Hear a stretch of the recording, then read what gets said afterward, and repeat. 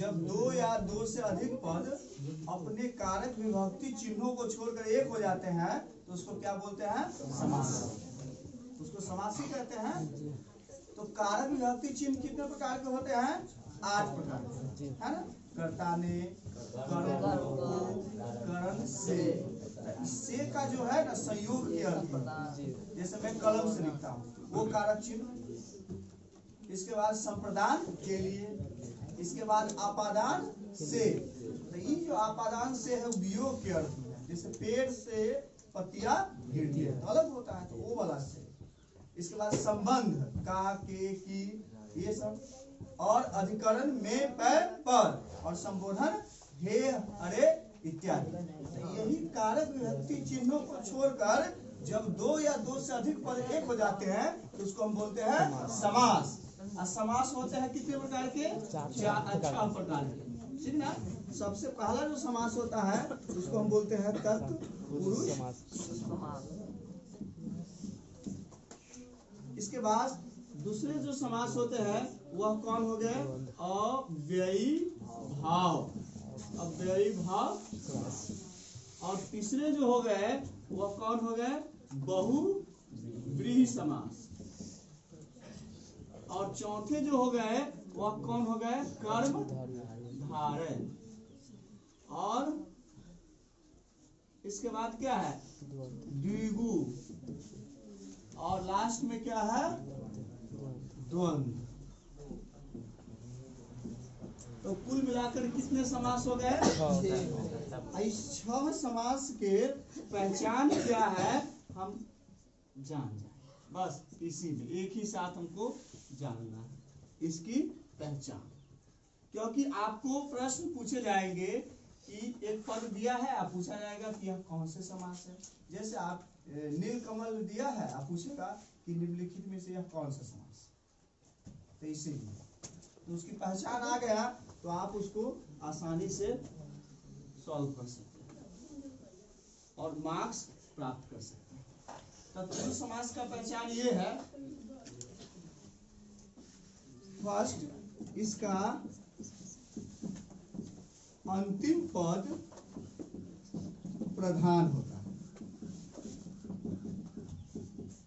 अगर कोई शब्द देखेंगे और उस शब्द के जो लास्ट में शब्द है उसको देखेंगे, अगर उससे बहुत सारे शब्द बनते हो तो समझेंगे कि वह प्रधान मुख्य है, तो समझेंगे कि वह कौन सा समास है? तत्पुरुष। जैसे देखिए राजकुमार, तो इसमें राज प्रधान नहीं है, कुमार प्रधान है, क्योंकि कुमार से राजकुमार, देव कुमार, ऋषि कुमार, है ना, आनंद कुमार, बहुत सारे शब्द बनते हैं। तो एक तत्पुरुष समास पहला पहचान है।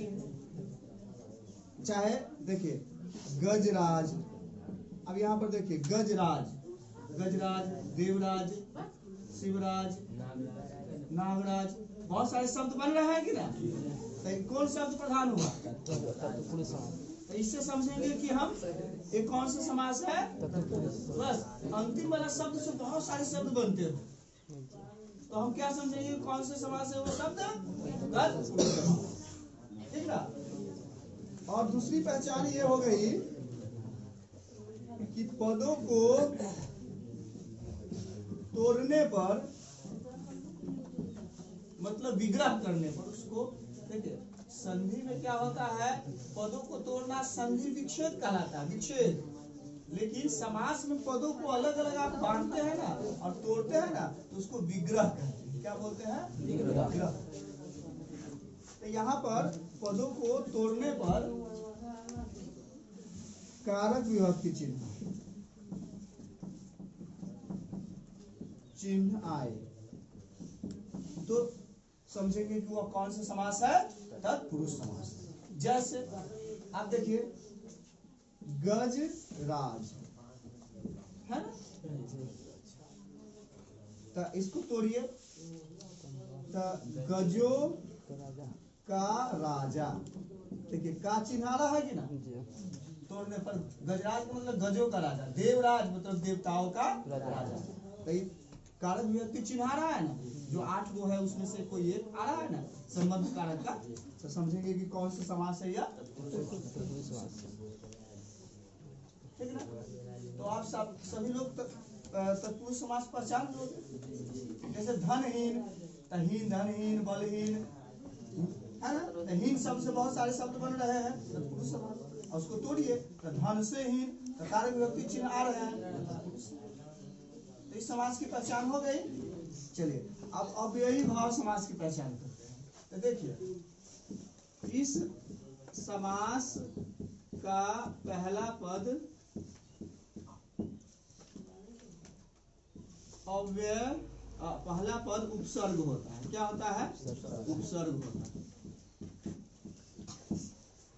कौन कौन उपसर्ग होता है? देखिए उप, अनु, अधि, प्रति, ठीक ना, आ, यथा इत्यादि, ये सब लगा रहेगा पहले। तो ये सब क्या है? उपसर्ग है। इससे बहुत सारे शब्द बनते हैं, तो ये सब लगा रहेगा तो हम समझेंगे कौन सा समास है। कोई भी उपसर्ग लगा रहेगा। और दूसरी पहचान इसका है कि इसका पूरा पद अव्यय होता है। अव्यय जैसे प्रतिदिन, यथाशक्ति, उपनगर, आया कि ना। ये सब कौन सा समास हो गया? अव्ययी भाव।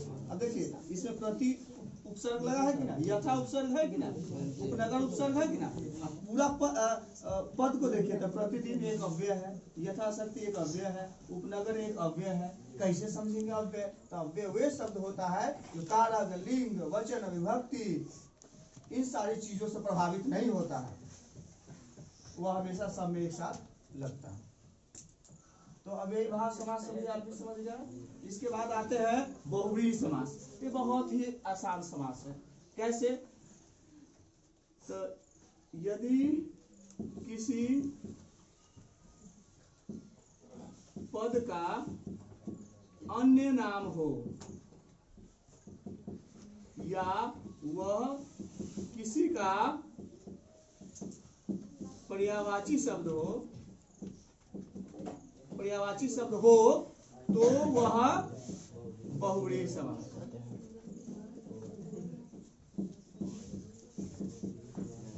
अगर कोई भी शब्द देखिए कि वह किसी का नाम है या किसी का पर्यायवाची नाम है, तो वो कौन सा समास हो गया? जैसे देखिए, जैसे नीलकंठ, नीलकंठ कर्मधारय समास भी हुआ कि कंठ नीला है, उसका विशेषता बता रहा है। लेकिन नीलकंठ बहुव्रीहि समास भी होंगे। क्यों? क्योंकि यह किसी का नाम है या किसी का पर्यायवाची नाम है। भगवान शंकर का है ना। जैसे चंद्रशेखर है ना, वो भगवान शंकर का पर्यायवाची नाम है कि ना। लंबोदर, अब कर्मधारय समास में होंगे। लंबोदर किसको कहते हैं? गणेश जी को है ना। तो ये भी किसी का पर्यायवाची नाम है। किसी को कहते हैं पंकज, कमल को कहते हैं कि ना। ये सभी कौन समास है? बहुव्रीहि समास। तो जो किसी का नाम हो या किसी को कहते हो वो कौन से समास होंगे? बहुव्रीहि समास। चलिए अब कर्मधारय देखिए। कर्मधारय समास क्या है? तो जो जिस पद के आगे विशेषण लगा हो और अंत में विशेष हो, वह कर्मधारय समास है।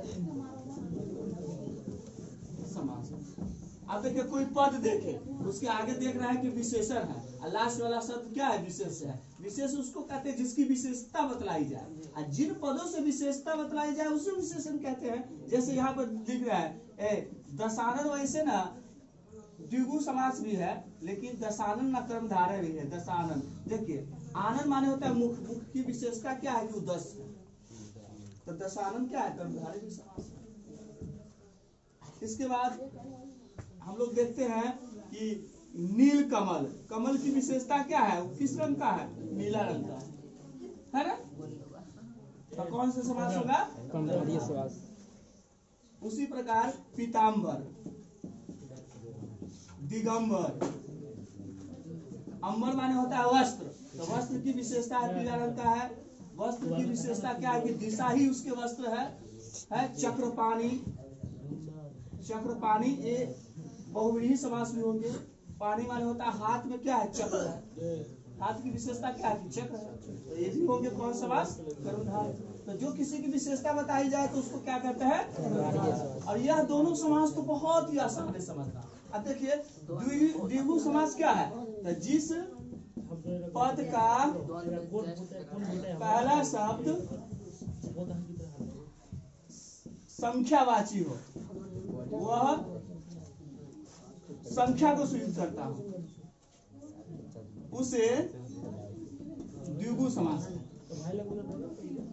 अब इसे देखिए, जब भी उसका पहला शब्द संख्यावाची आ जाए, जैसे पंचवटी, पंचानाम वटानाम समारोह, 5 वृक्षों के समूह को पंचवटी कहते हैं। तो देखिए पंच शब्द आया कि ना पहले, चौराहा, इसके बाद आप त्रिभुज, दशानन, ये भी समास होगा क्योंकि 10 शब्द पहले आ गया ना। तो ये सब कौन समास है? द्विगु। जिसका पहला शब्द देखिएगा ना संख्यावाची हो तो आप उसको क्या लेंगे? द्विगु समास लेंगे।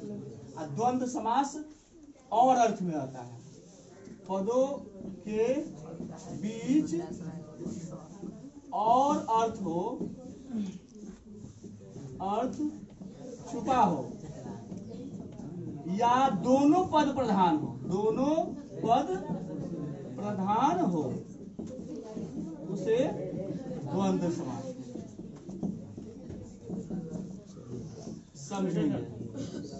अब देखिए दोनों नाम हो, दो नाम हो, दोनों नाम ही हो, तो इसका मतलब क्या हुआ? जैसे देखिए आप उसके बीच में डैश चिन्ह भी लगा हो, जैसे देखिए हिंदी में दाल भात है ना, बालक बालिका